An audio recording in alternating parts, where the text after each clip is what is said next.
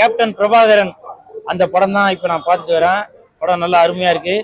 இப்ப பார்க்கும்போது ஒரு பிரம்மாண்டம் தெரியுது. இப்பவே அந்த பிரம்மாண்டம் தெரியுது அப்படின்னாக்க 91ல ரிலீஸ் ஆன அந்த படம் எவ்வளவு பிரம்மாண்டம் தெரிஞ்சிருக்கும் அப்படின்னு நீங்களே யோசிச்சு பாருங்களேன். இந்த படத்துல ட்ரெயின், குதிரை அதெல்லாம் வச்சு ஆர்கே செல்வமணி சார் நீங்க எப்படி இந்த பிரம்மாண்டத்தை அன்னைக்கு நீங்க கொடுத்தீங்க அப்படின்னு தெரியல. ஆர்கே செல்வமணி சார், செல்வத்துள் செல்வம் செவிச்செல்வம் அச்செல்வம் ஆர்கே செல்வம் அப்படின்னு தான் சொல்லணும். அந்த அளவுக்கு மிக பிரம்மாண்டத்தை கொடுத்திருக்கீங்க. படத்தோட ஹீரோ கேப்டன் கேப்டன் இதுவரைக்கும் யாருக்குமே கிடைக்காத அந்த ஒரு பாக்கியம் உங்களுக்கு கிடைச்சிருக்கு. ஏன்னா எந்த நடிகர்களுக்குமே 100 நாள் ஓடினதில்லை, அதாவது 100வது படம் ஓடினதில்லை. இந்த படம் 200 நாள் ஓடி இருக்கு, 100வது படம்.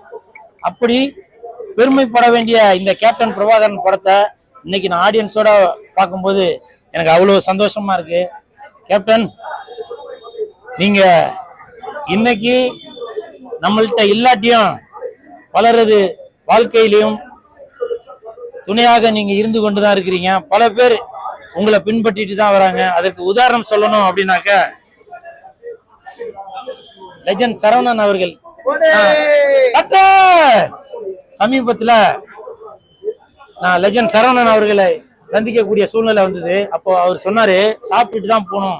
அவர் கூட வச்சிருக்க பவுன்சரை வச்சு கண்டிப்பா நீங்க சாப்பிட்டுட்டு தான் போகணும் அப்படின்னு சொல்லி ஒரு அன்பு கட்டளை கொடுக்குறாரு. எனக்கு தெரிஞ்சு எம்ஜிஆர் ஐயா அவர்கள், அதன் பிறகு கேப்டன் அவர்கள், அதன் பிறகு லெஜண்ட் சரவணன் அவர்கள் அப்படி ஒரு அன்புள்ளமும் தாய் உள்ளமும் கொண்ட ஒரு மனிதராக இருக்கிறாரு. லெஜண்ட் சரவணன் அவர்கள் அவர் ஒரு தயாரிப்பாளரோ ஒரு நடிகரோ ஒரு தொழிலதிபரோ அதையும் தாண்டி நல்ல ஒரு மனித நேயம் உள்ள ஒரு மனிதராக இருக்கிறாரு. அதை நான் பார்த்துட்டு அப்படியே வேந்துட்டேன். உண்மையிலே சொல்றேன், இதற்கு முன் புரட்சி தலைவர் அவர்கள், அடுத்து கருப்பு எம்ஜிஆர் என்று அழைக்கப்படும் கேப்டன் அவர்கள், அதன் பிறகு சிகப்பும் கருப்பும் கலந்ததுதான் நமது லெஜண்ட் சரவணன் அவர்கள். அப்படி ஒரு தாயுள்ளத்தோட எல்லாரையும் அரவணைக்கிறாரு. இன்னும் ஒரு வருடத்தில் பாருங்க, ஒரு மிகப்பெரிய இடத்திற்கு லெஜண்ட் சரவணன் அவர்கள் வருவாங்க. அது நீங்க பார்க்கும்போது உங்களுக்கு கண்டிப்பாக தெரியும். இன்னைக்கு வேணா நீங்க நினைக்கலாம், ஏதோ கட்டப்பைக்கா ஏதோ பேசிட்டு இருக்காரு போல அப்படின்னு. அப்படி இல்லைங்க. நான் இது வரைக்கும் பல நடிகர்களுக்கு, பல தயாரிப்பாளர்களுக்கு, பல இயக்குநர்களுக்கு நான் சப்போர்ட் பண்ணியிருந்திருக்கேன். நன்றி விசுவாசம் அது வேற. ஆனால் இப்படி ஒரு மனிதனை நான் பார்த்து ரொம்ப வியந்து போயிட்டேன். தண்ணில இருக்கும் மீன், நான் லெஜண்டோட ஃபேனு.